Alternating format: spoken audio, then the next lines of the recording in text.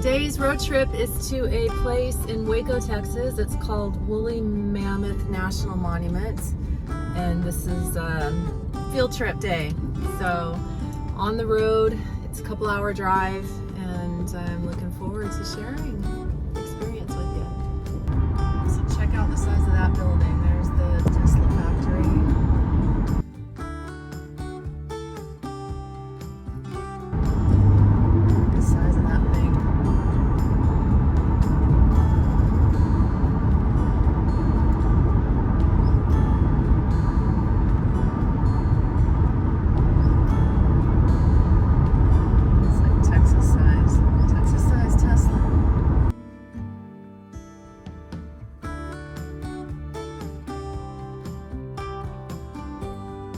In half a mile, merge onto I-35 North.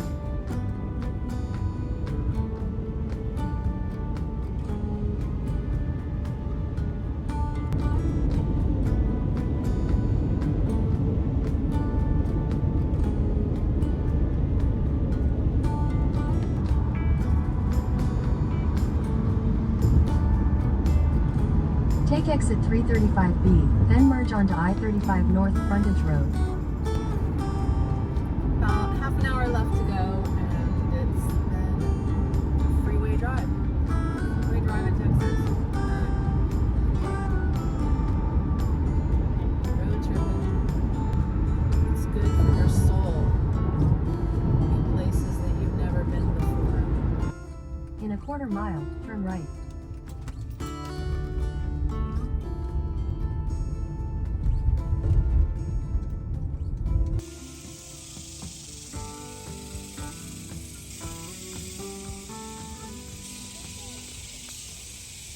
Discover the Waco Mammoths.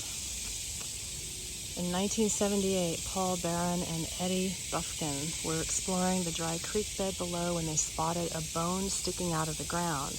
They knew they'd found something unusual, so they took it to the Strecker Museum at Baylor University. Strecker Museum staff member David Lentz quickly identified it as a part of a leg bone from a Columbian mammoth. Sam Jack McGlasson, who owned this land, saw the importance of these mammoths and donated the land to the city of Waco in 1996. The city and Baylor University helped form Waco Mammoth Foundation, which raised money to build this dig shelter, welcome center, and other improvements. The Waco Mammoth site opened to the public in 2009, welcoming visitors from around the world. The bone was such an exciting find that staff from the Strecker Museum of Baylor University began excavating immediately. For 2 years, David Lentz and volunteers carefully explored the creek bed. Then from 1984 to 2001, Strecker Museum Director Calvin B. Smith and museum staff and volunteers resumed excavations and uncovered the remains of at least 23 Columbian mammoths. 18 of these were grouped in what the National Park Service called the nation's first and only recorded evidence of a nursery herd of Pleistocene mammoths. Pleistocene? Columbian mammoth remains are found all over North America. The Waco mammoths are extraordinary because 18 of them represent the only nursery herd of females and juveniles ever found. And there it is. As our excavation continued, we have started to find evidence that our herd was actually going through a small drought when they arrived here. For instance, the juveniles found from that herd, they were all very small for their ages, telling us they weren't getting a whole lot of nutrients to grow the way they should. We even saw part of one of our mammoths' spine had an area of what we call recalcification, telling us the body was starting to reabsorb the calcium from the bones because this little one wasn't getting enough calcium in its diet. Now, why they died here once they arrived, that is the big mystery. And that is why we continued excavating to try to find more context and see what in the world was going on. Yeah. So the 16 you found so far is in a circumference of what? Not a very... Within 100 yards of each other? Less than that. So between the bridge that we walked over and the wall of our dig shelter here, if you kind of draw a circle based on that, that's where they were all found. A very small area. So all of the bones, I should mention, were in more or less chunks. They were not as well preserved as this big guy underneath us. Because of the low-lying area that they were in, they had been exposed to a lot of that water for a very long time. So they have been broken down over the years. So we are still in the process of reassembling a lot of those bone fragments back into bigger bones. So most of the bones that they found from that first phase look more like this down here. We've been collecting quite a few bone fragments down here recently. So you can see step 1, step 2, and then step 3. Usually we don't actually get to the third one off to the left. We try our best to reassemble them as much as we can, but we may not be able to reassemble them into full bones once again.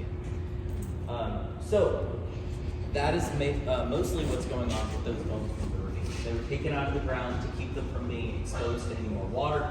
They were moved over to Baylor University.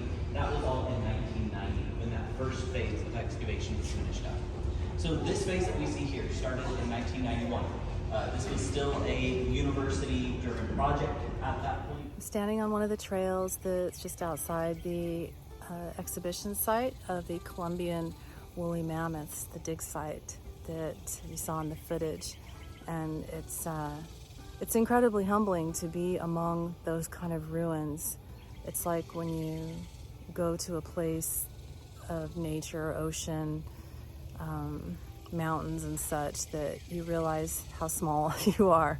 And so seeing those, the fossils, you know, what's left, it's just so interesting and again humbling. And then to look around here and know that these enormous creatures, you know, lived here and ate and existed, and then here we are.